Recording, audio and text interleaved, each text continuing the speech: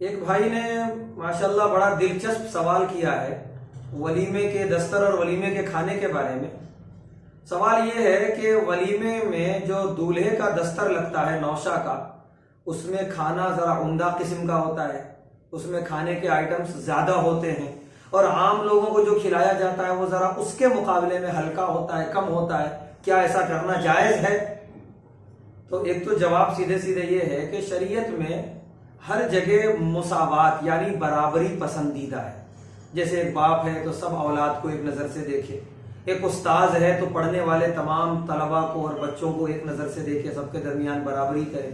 ایک بڑا مالک ذمہ دار ہے تو اس کے ماتحت کام کرنے والے جتنے ہیں سب کو ایک نظر سے دیکھے۔ تو اسی طریقے سے ایک آدمی جب دعوت دیا ہے کسی کو تو تمام مدعوین کو ایک نظر سے دیکھے، سب کو ایک جیسا کھانا کھلائے۔ پسندیدہ تو یہی ہے ہر حال میں اسلام کی نظر میں۔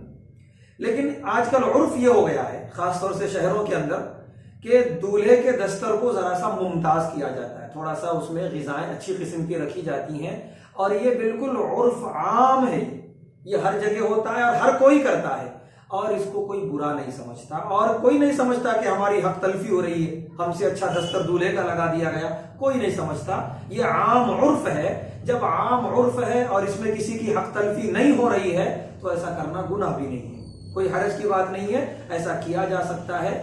آدمی کی نظر میں کوئی ذرا زیادہ عمدہ ہو شخصیت تو تھوڑا اس کی میزبانی بھی عمدہ کر دی جاتی ہے، باقی کوئی حرج کی بات نہیں ہے، جائز ہے۔